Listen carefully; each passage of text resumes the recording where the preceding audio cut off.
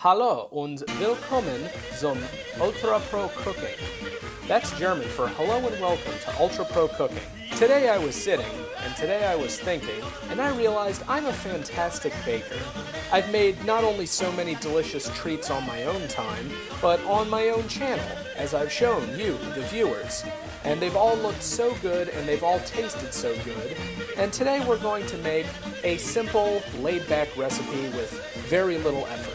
That recipe will be die Sacher Torte, or as they call it in Germany, the football cake. Speaking of Germany, my German relatives seemed very upset with me. It seems they were upset with how I was spreading the icing in the chocolate hot dog video, so they sent me these two little offset spatulas. So, vielen Dank, Tante Maji. That's German for thanks.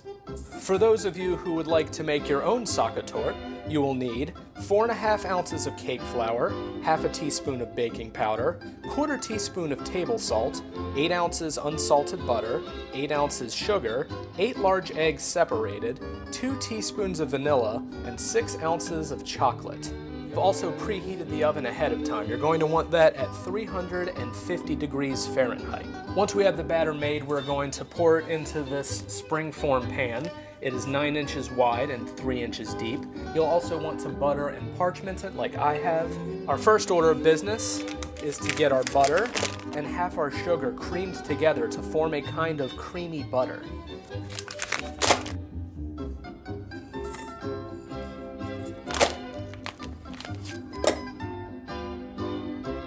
I'm not sure what ton of Margie wanted me to do with this, but I guess I'll use it to scrape the buttercream.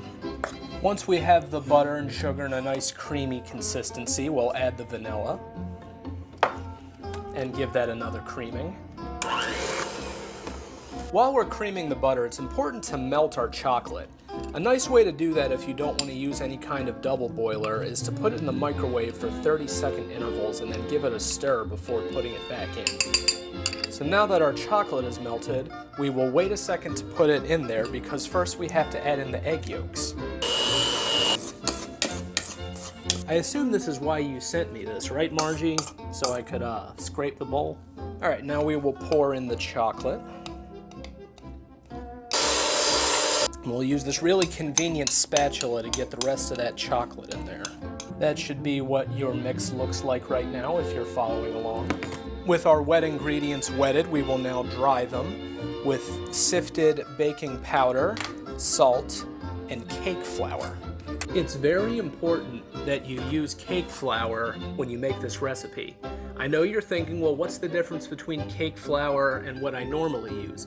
Well, you see, cake flour is a special flour that is exclusively for cakes, whereas the kind you would probably have, all-purpose flour, that is used exclusively for all purposes, including cakes. And once we have our dry goods sifted in here, we don't want to use the beaters because we don't want to overwork this. So we'll use the second spatula that I was given to just kind of fold this together. So with this portion of the batter made, we are now going to focus on the other portion. For this, we will take our separated egg whites, and we are also going to clean our beaters. And when I say clean, I mean clean. I don't mean lick them like a greed pig. You don't want to lick the batters because there's raw egg in here and you get sick. I know it's tempting, but don't lick these beaters. So we will beat these egg whites with the teeniest amount of cream of tartar. The reason we add the cream of tartar is so when we start beating these, the peaks will keep their form. As any ballerina will tell you, form is essential. Once the egg whites start to get foamy, you're going to want to slowly add the sugar as they start to take up a more voluminous cloud-like peak.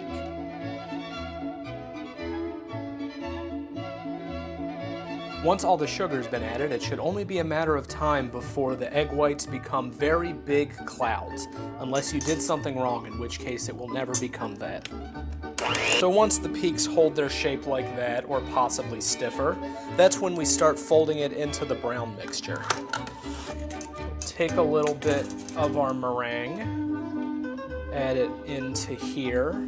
This is a bit of a sacrificial meringue, so we can make this mixture just a little looser so we'll have an easier time folding it in. Also, we're going to use a proper spatula for this moment. I hope you don't take any offense to this.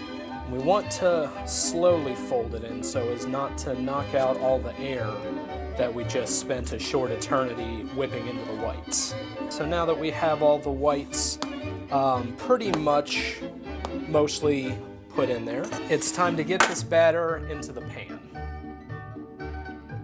So now we just need to smooth this batter so it's nice and even, and I think I have the perfect tool for that. This little offset spatula I got a couple years ago. Now that our batter's in the pan, we will put the pan in the oven for 45 to 50 minutes. Once that's cooked, we're going to want to cool it in the pan for 10 minutes before removing it to cool completely. Once the cake is completely cooled, we will then add the filling and then the glaze. However, that will be a job for tomorrow. So I will see you goons tomorrow. Welcome back. It is now officially tomorrow, and here's how the cake's looking. The next part of making the Sacher Torte is making the apricot filling. For the apricot filling, you will need 18 ounces apricot preserves and 2 ounces of dark rum. Astute viewers will notice that this is not dark rum. This is a clear liquid of some kind. You are correct, this is not dark rum. This is, in fact, Beefeater London Dry Gin. The reason I'm using that instead of rum is because I couldn't be bothered to get any dark rum. So we're going to use this, it'll be fine, and everyone will be happy for it.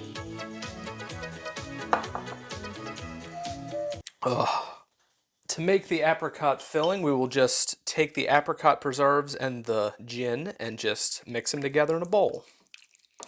I only put in half the recommended amount of gin, which is a misnomer. They didn't recommend gin at all. But I think half the amount of gin is the right idea, because that's a strong flavor.